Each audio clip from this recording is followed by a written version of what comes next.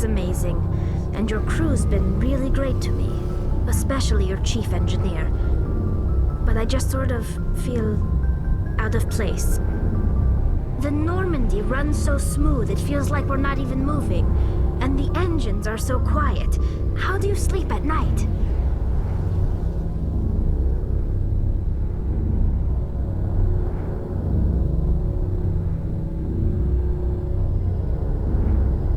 The silence wakes you up? Back on the flotilla, the last thing you want to hear is silence. It means an engine's died or an air filter shut down. I guess you don't have to worry about that here. But old habits die hard. But it's more than just the silence. This ship feels so empty. It's like half the crew is missing. Back home, I couldn't wait to go on my pilgrimage. I couldn't wait to get away from the crowds.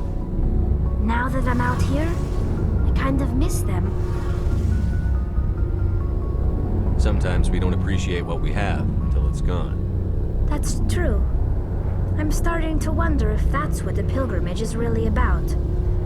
It's given me a whole new perspective on my people and our culture. You know, there's always a few who go on their pilgrimages and never return. I always assumed something bad happened to them, but maybe they just wanted a different life. You do plan to return to the migrant fleet, right? I could never abandon my people, Shepard. I will go back eventually, but we have to stop Saren first. Otherwise, I might not have a home to go back to.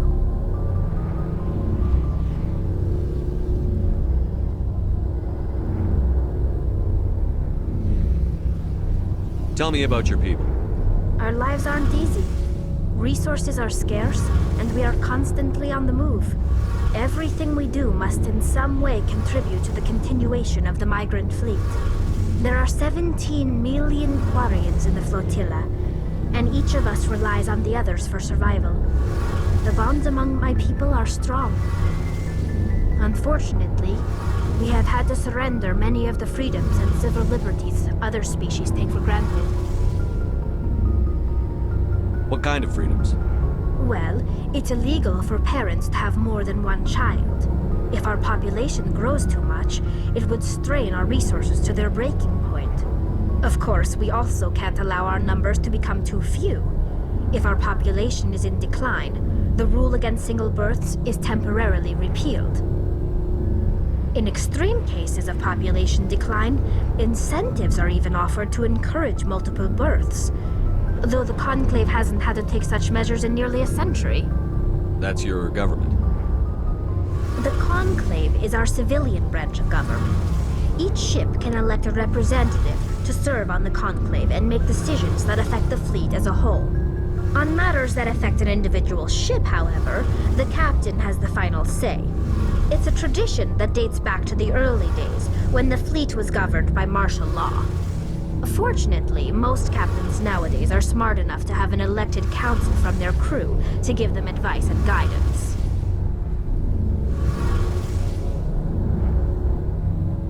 So the ultimate power rests with elected officials. In practice, the Conclave and the respective council for each ship tend to set the rules that govern our daily lives. But in theory, we are still under military jurisdiction. The 5 top-ranking military officials in the fleet serve on the Admiralty Board. These 5 have the power to overrule any decision by the Conclave in case of emergency. To do so requires unanimous agreement among the Admiralty, and they can only do this once. After that, the entire board must resign their posts. It's a safeguard that served us well. In nearly 3 centuries, the Admiralty Board has only overruled the Conclave 4 times. I want to know more about the pilgrimage. When my people reach maturity, we leave our birth ships and seek acceptance with a new crew. It's necessary to maintain genetic diversity among the fleet. But no ship wants to accept someone who will be a burden on them. So, to prove our worth, we embark on a pilgrimage. We set out alone, leaving the flotilla and our families behind us. We only return once we have found something of value we can bring back to the fleet. This is presented as a gift to the captain of the respective ship we wish to join. If the gift is accepted, we are welcomed into the crew. Can a captain choose to reject the gift? That doesn't happen often. Most captains are eager to increase the size of their crew. It increases their own standing in our society. Even when a gift is not particularly valuable, the captain usually accepts it out of a sense of tradition. However, there is a stigma to presenting a substandard gift. It's not the best way to make a good impression on a new community. Most pilgrims don't return until they find something worthwhile. Can a captain choose to reject the gift? That doesn't happen often. Most captains are eager to increase the size of their crew. It increases their own standing in our society. Even when a gift is not particularly valuable, the captain usually accepts it out of a sense of tradition. However, there is a stigma to presenting a substandard gift. It's not the best way to make a good impression on a new community. Most pilgrims don't return until they find something worthwhile.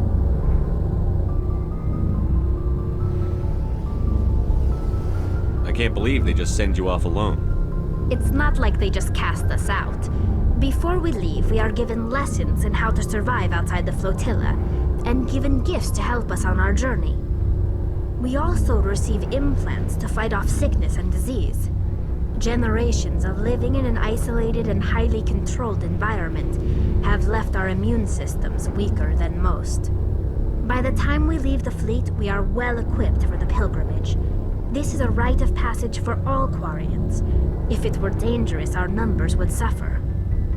Virtually every pilgrimage ends with a triumphant return and the ritual presentation of the gift to one of the fleet's captains. Can a captain choose to reject the gift? That doesn't happen. It's not the best way to make a good impression on a new community. Most pilgrims don't return until they find something worthwhile. I want to talk about something else. Like what? I want to know more about the Geth. I doubt I can tell you anything you don't already know. It's been almost 3 centuries since they drove my people into exile. All I know is the story of their origins. What they were when we created them, and how they turned on us. I want to talk about something else. Like what? I should go. See you later.